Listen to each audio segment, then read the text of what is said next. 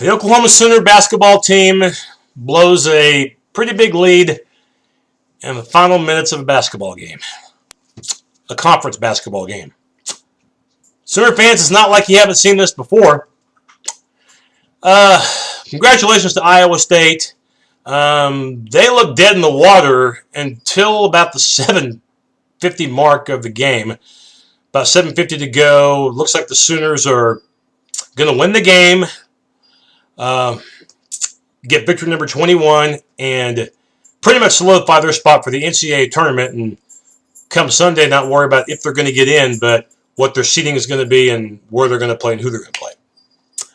But we saw a change happen at that point in the game. We saw Iowa State get very hot, and we saw Romero Osby get absolutely bottled up. First half, he played wonderful. Second half, Iowa State treated him a little bit differently and didn't give him any room. We'll talk about that breakdown in just a little bit, and a little bit we'll also talk about the NCAA chances for Oklahoma, which right now it's out of their hands. It's going to be a long wait, too, because it's Thursday the 14th, and Selection Sunday is still 3 days away. So, oh boy. But first,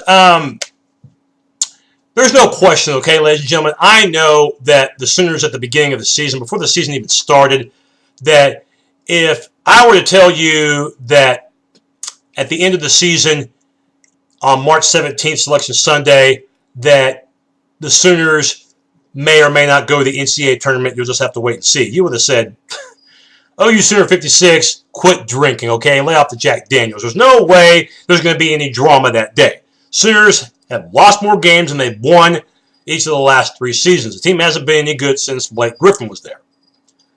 Why will this year be any different? This team's not going to win 20 games either. But, of course, this team has. This team has overachieved. A winning record, they're going to go to the postseason in some way, shape, or form. And yeah, they can still go to the NCAAs. This could be a knee-jerk reaction. This could very well be one of those situations where maybe there won't be that many surprises remaining in this Big 12 tournament. Maybe there won't be that many surprises in other tournaments, too, that could impact the NCAA field of 68. Of course, we have to wait and see between now and then. But there's no question that we didn't know that Oklahoma was going to be as good as they've been and get themselves in a position to be NCAA worthy. So you give it up to Lon Kruger, you give it up to these guys for overachieving with the victories this year over Kansas, when Kansas was 5th in the country, for beating Oklahoma State, for beating Iowa State like a drum the second time that they played them, which was in Norman, and for sweeping Baylor, and for beating Ohio, one of the better mid-major teams around.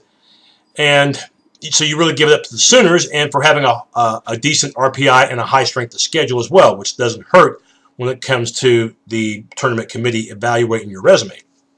So props go to OU in all those regards. I have not ignored that, and that needs to be pointed out before I'm about to get into what I'm about to get into. Now, let's get into what I'm going to get into. For the Sooners, holding on to big leads this year was a challenge. The game today was certainly disappointment with a capital D. Under 8 minutes ago, you were up 12. And it didn't really look like Iowa State was going to show any signs of life. They had shot the three-point shot constantly, and they could not hit a three-point shot if the size of the bucket were the country of China. That's how bad they were. They missed their first 10 threes. But Fred Hoiberg, the Iowa State head coach, the mayor, made a big change in the game. Happened in the second half where he moved one of his better players, Will Clyburn, to the point. And at that point, Iowa State got the point. In fact, they scored a lot of points. They were hitting three-point shots, as well as Edgem, one of their more talented players as well. He ended up with 23 points in the game. Edgem, Clyburn, and the gang ended up hitting shots from all over. Three-point shots. Long three-point shots. I think there was like a three-point shot that was about 30 feet, which really, to me, looked like it was from Des Moines, Iowa. The last 7 minutes, I don't remember if Iowa State had more than one empty possession. They were scoring at will. If they weren't scoring, they were getting to the free throw line, and Iowa State at the free throw line was doing to Oklahoma in this game what Oklahoma did to Iowa State the second time they played, which was in Norman, and that was hitting free throws and not missing. Iowa State was accurate from the line. It helped them get back into the game, and eventually it would help them to take the lead and maintain the lead. And the Cyclones were hitting off-balance shots. They hit one shot off the glass as the shot clock was expiring. So you give it up to Iowa State because Oklahoma couldn't stop them. And then, conversely, on the other end, the Sooners went cold. And again, Iowa State deserves credit for that, too, for bottling up Romero Osby. Iowa State said, okay, Osby, you had a good first half. You got double digits in points, 7 rebounds. But the second half, Osby was a non-factor. Osby only had 2 rebounds in the second half and was limited in point production. But Osby wasn't the only reason why, in the second half, Oklahoma couldn't get the job done. Coming off the bench, Buddy Hield, as you know, of course, was a starter at the beginning of the year, but had the foot injury, which sidelined him for much of the Big 12 season. Now he has to come off the bench, and Buddy Hield, you could tell, has not completely recovered from that injury. Mentally, he definitely has not. How can we tell this? Today, played 15 minutes, 0 for 4 from the field, a turnover, had 0 points. Buddy Hield today scored as many points as a dead man. Again, he's not the same player that he was at the beginning of the year. The one player that I'm very proud of besides Osby, at least for the first half, the second half he wasn't a factor, was Cameron Clark from the number 3 spot from the small forward. I thought Cameron Clark played one of his best games. Made most of his shots. He was a factor, and I thought he was really going to be the X factor in this game because he was the one guy when Iowa State would make a brief run before the big run happened in the final 8 minutes. I thought Clark was the one guy that kept Iowa State at bay. So I do give it up to Cameron Clark. Clark has handled the small forward position quite well. So I do give it up to Clark. But we just have not seen that production from Pledger, from Fitzgerald. I mean, we have not seen it from the seniors lately. You know, the TCU game, thought maybe it was just a bad game for these guys. But it's kind of carried over to this one. Not necessarily from Grooms, but from these other guys.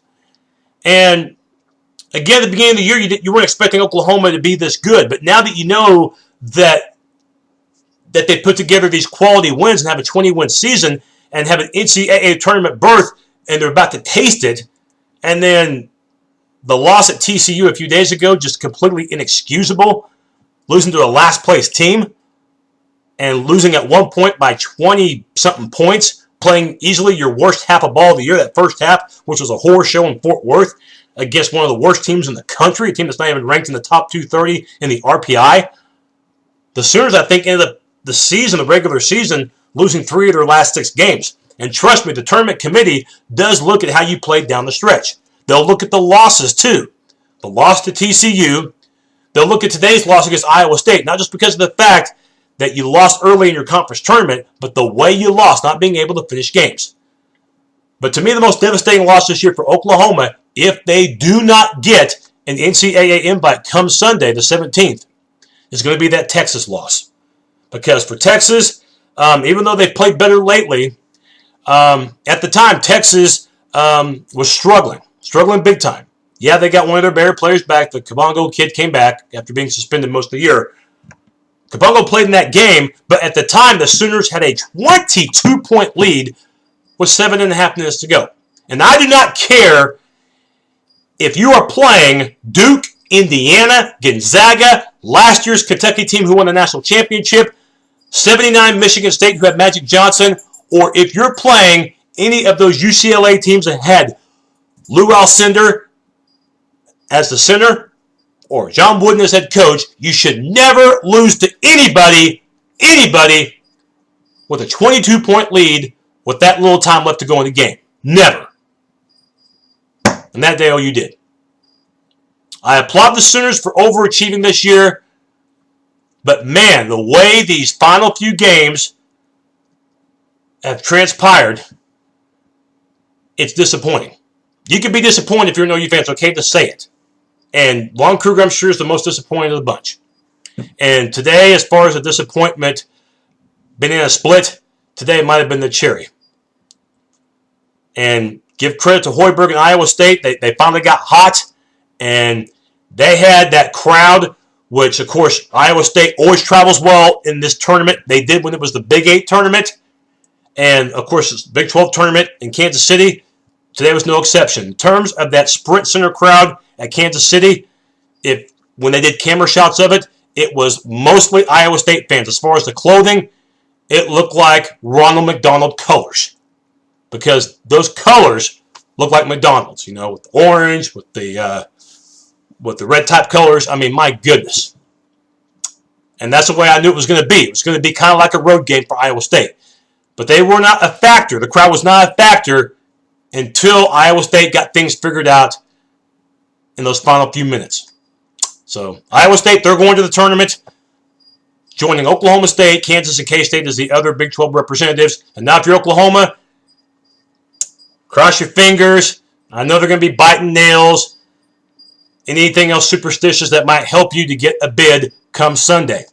Got to hope Baylor doesn't get hot either. I know that OU swept Baylor, and Baylor's got a lot of losses this year. But Baylor, who looked like they were forgotten, got the win over Kansas last week and beat the snot out of them. So that got Baylor back into it. Remember, Baylor beat Kentucky earlier this year. The name Kentucky is still powerful. Kentucky got the number 2 seed in the SEC tournament. Not a great year for Kentucky, but Kentucky, I promise you, they're going to get an NCAA bid unless something just bizarre happens. So that is considered a quality win for Baylor. Baylor beat OSU earlier this year. If they beat OSU tonight, that will be considered an upset and 2 wins over the Cowboys. And then tomorrow, Baylor would play K-State or Texas. And who knows what could happen there. And suddenly, who knows if Baylor gets consideration over Oklahoma, considering what's happening lately. And if Baylor won the Big 12 tournament by some nature, then they get the automatic bid. And I can promise you this, the Big 12 is not getting 6 teams into the NCAA tournament. 4 for sure, possibly 5. They're not going to get 6, though. No way. I would be shocked if that happens. So for Oklahoma, it has been a good year. It did not end well. And again, big leads. They couldn't hold on to them. We've seen that happen several times this year. And they couldn't hold on to a big lead in Stillwater against Oklahoma State. But I excuse that one because that was a heck of a game. And there's no shame in losing in Stillwater. That game went back and forth. OU was down by double digits in that game too. So that was one of those games where both teams fought hard that went overtime. I excuse Oklahoma for that one because both teams had big leads and lost it. But the other games, you can't excuse it. And now for the Sooners, it is a wait-and-see game. They got to hope that the favorites from the major conference tournaments, and especially the mid-major tournaments, don't get upset. Because if you have a team that wasn't expected to go to the NCAA tournament then that could very well mean that an at-large team from a major conference, a.k.a. Oklahoma, could be unexpectedly left off of the NCAA tournament trailer. Hopefully that won't happen, but if it does, I hate to say it, but for Oklahoma, in this case, it would be their fault. Good year for the Sooners, but right now it's out of their control. Cross your fingers, Sooner fans. Sooners, Blues, quarterfinals of the Big 12 tournament. Give it up to Iowa State, but for Oklahoma, this is a very, very bitter pill to swallow. Boomer Sooner.